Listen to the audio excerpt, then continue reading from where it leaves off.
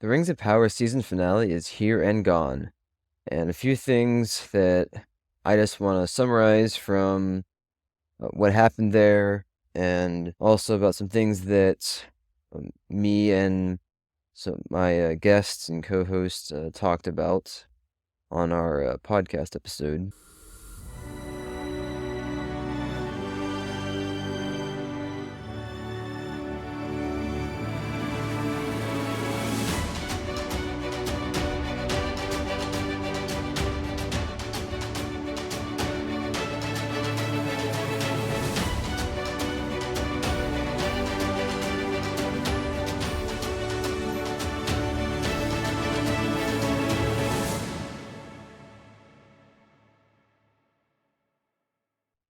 So basically, I think that kind of like the oddest part for me, just to like kind of start off maybe with, a little bit more of a negative tone, was how like the dwarves showed up at the end of the episode. That would, I say, is probably the most kind of off the wall moment that happened in this episode. And that's just mostly kind of a storytelling thing, I guess. But if you're looking at also just like lore accuracy things, I think that Adara having Ninya was definitely a unique addition, and I don't know that I necessarily appreciated that one either. With like somebody who isn't necessarily a good character is using an elven ring to his advantage, and I don't think that Tolkien would have maybe like written that. Just like in my opinion, it seems that the elves were trying to keep those rings pretty watched in all things, knowing that like this was going to determine kind of their end about whether or not they were going to stay on Middle Earth, and how basically like kind of how the end was gonna go. So those are probably the least favorite parts of the episode, were those two. I think that where they had Adar killed at the end by his own orcs, I think that was a cool parallel to the first episode, and it's kind of like an example of like moments that the show I think did well, not necessarily a lore thing.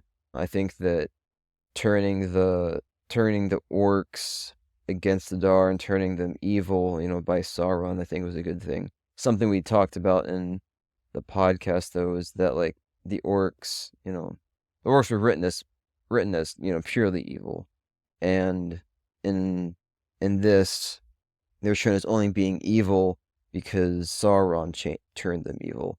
So that wouldn't be a Tolkien like written thing. It wouldn't be like what he had in mind for the orcs.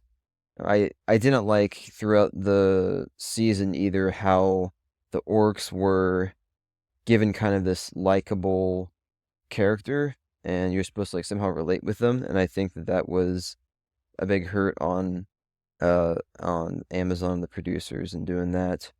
And there also like were a lot of different storylines in this episode.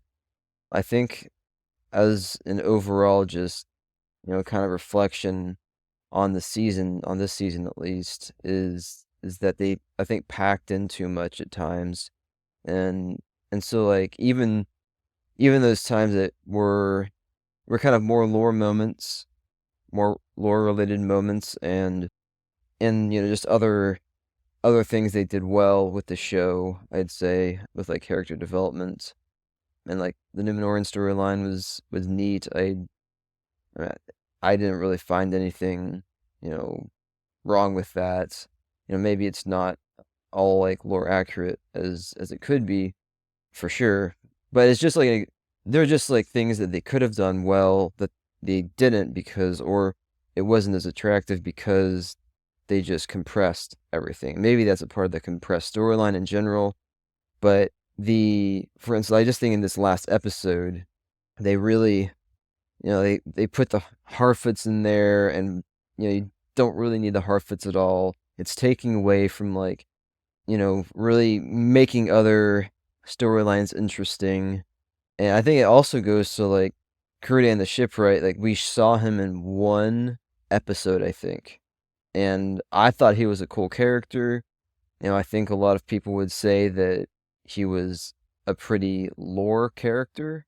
And anyways, but he wasn't given much time. So I think there are other aspects of the show that weren't given as much time, and that kind of hurt it. I mean, the opening with the Balrog was neat. It's kind of interesting. Also, if you think more about the lore, how was this gonna like work out now until like, until Moria actually falls? They're gonna show Moria falling, but it's gonna be way before it actually does. Anyways, like those are some like things that like kind of aspects of the show that I had some thoughts on, and then I think just about like Tolkien's vision and worldview wise, there's a lot to be said just about how Amazon is trying to, sell the show.